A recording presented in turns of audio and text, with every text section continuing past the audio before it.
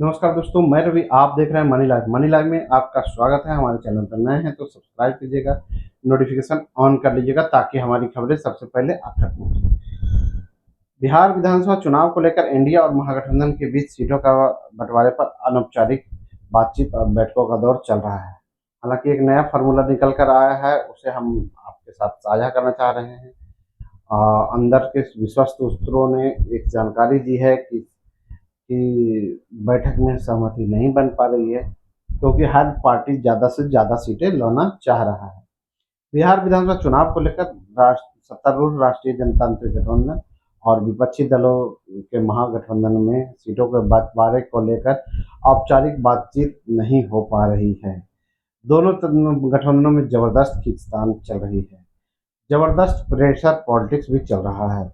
NDA में जनसभा से ताकत दिखाई जा रही है और ज़्यादा सीटों के लिए दबाव बनाया जा रहा है। एनडीए के अंदर मुख्य बातचीत सीएम नीतीश कुमार की जनता दल यूनाइटेड और भारतीय जनता पार्टी के बीच ही चल रही है। चिराग पासवान हो, जीतन राम मांझी हो या उपेंद्र कुशवाहा, तीनों ही भाजपा से ही बात कर रहे हैं और भाजपा जो है जेडीयू से डील कर रही है। एनडीए सूत्रों के मुताबिक दिल्ली से पटना तक नेताओं की मुलाकात उसी प्रक्रिया का हिस्सा हो। लोक जनशक्ति पार्टी के रामविलास और हिंदुस्तानी अवाम मोर्चा एवं राष्ट्रीय लोक मोर्चा, तीनों जो है सीटों की बात भाजपा से ही कर रही है। भाजपा उस पर जेडीयू से चर्चा कर रही है। जिन सीटों पर एक से अधिक पार्टियों का दावा है उन पर जातीय समीकरण तर्क वितर्क चल रहे हैं, लेकिन जेडीयू और भाजपा दोनों यह आम सहमति चाहती है कि 243 में से 201 और 200 सीट 5 सीट लड़ने को मिले। बाकी तीनों दलों के लिए 38 से 42 सीट छोड़ देने की योजना है।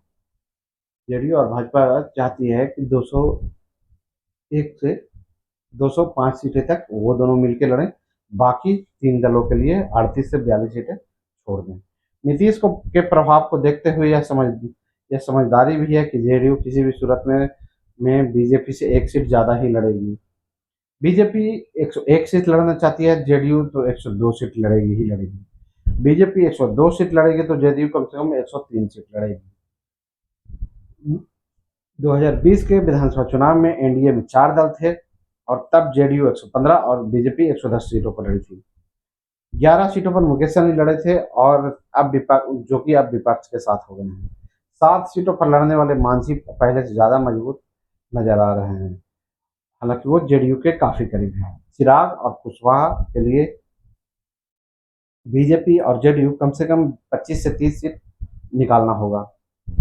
एनडीए के अंदर चल रही चर्चा के मुताबिक चिराग 30 सीट के साथ एक राज्यसभा भी मांग रहे हैं। अनुमान लगाया जा रहा है कि चिराग अपनी मां को राज्यसभा सांसद बनाना चाहते हैं। बीजेपी चिराग के लिए 18 से 22 सीटें की रेंज रखी है और एक राज्यसभा मिलने की सूरत में इसमें कुछ और भी कमी की जा सकती है। डिप्टी सीएम भी डील का हिस्सा हो सकता है, जिसके लिए अरुण भारती का नाम चिराग पासवान बढ़ा सकते हैं। चिराग खुद के लिए सीएम से नीचे तो कुछ सोच ही नहीं सकते। चिराग के खिलाफ खुलकर मांझी जो है एनडीए के अंदर वोट ट्रांसफर करने को ट्रांसफर क्षमता को मसाला बना रहे हैं और बीजेपी जेडीयू को बता रहे हैं कि वोट ट्रांसफर कराने के मामले में मुसहर जाति का रिकॉर्ड पासवान से ज्यादा बेहतर है। 2020 में जब चिराग अकेले लड़े थे तो जदयू तीसरे नंबर पर पहुंच गई थी। हालांकि अब चिराग के अकेले लड़ने की संभावना न के बराबर है। लेकिन प्रशांत किशोर और जब चिराग पासवान एक दूसरे की तारीफ करते हैं तो एनडीए कैंप में धकधकी बढ़नी शुरू हो जाती है। जीतन राम मांझी 2020 से ज्यादा सीटें मांग रहे हैं, लेकिन भाजपा उन्हें 7 से 9 सीटों के रेंज में देख रही है। इकलौते सांसद होने के बावजूद बड़ा मंत्रालय कैबिनेट मंत्री संतोष सुमन को राज्य में मंत्री बनाने की याद दिलाकर मांझी को मना कर सकती है। लोकसभा चुनाव में राज्य में एनडीए को जो वोट मिली उसकी वजह उपेंद्र कुशवाहा को भी बीजेपी 7 से 9 सीटें दायरे में रखकर चल रही है। चर्चा है कि चुनाव से पहले उन्हें केंद्र में मंत्री भी बनाया जा सकता है। फिर कोई जीत जैसे हालात कुशवाहा अगर नहीं पैदा किए तो ये सब कुछ तय हो जाएगा। विधानसभा चुनाव से पहले शाहाबाद को सेट करना एकदम जरूरी है। एनडीए की प्राथमिकता में है, जहां से 2024 से पहले 2020 में उन्हें निराशा हाथ लगी थी। मुकेश सहनी भी आखिरी मौके पर पलट सकते हैं, इसलिए संभावना है कि एनडीए में सीटों का अंतिम बंटवारा तब तक ना हो जब तक कि महागठबंधन में पार्टियां अपनी अपनी अपनी सीटें ना गिन लें। 2020 के चुनाव में सहनी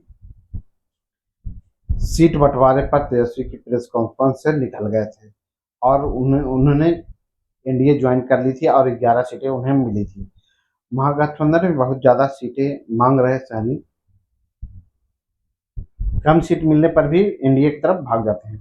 तो बीजेपी जेडीयू को अपने अलावा बाकी 3 दलों को भी सीटों के साथ कटौती करनी पड़ सकती है। तो देखते हैं क्या होता है, कितने सीटें मिलती हैं। जैसे जो सीटें की संख्या है, चिराग पासवान की 18 से 22 देने की बात चल रही है। जीतन राम मांझी को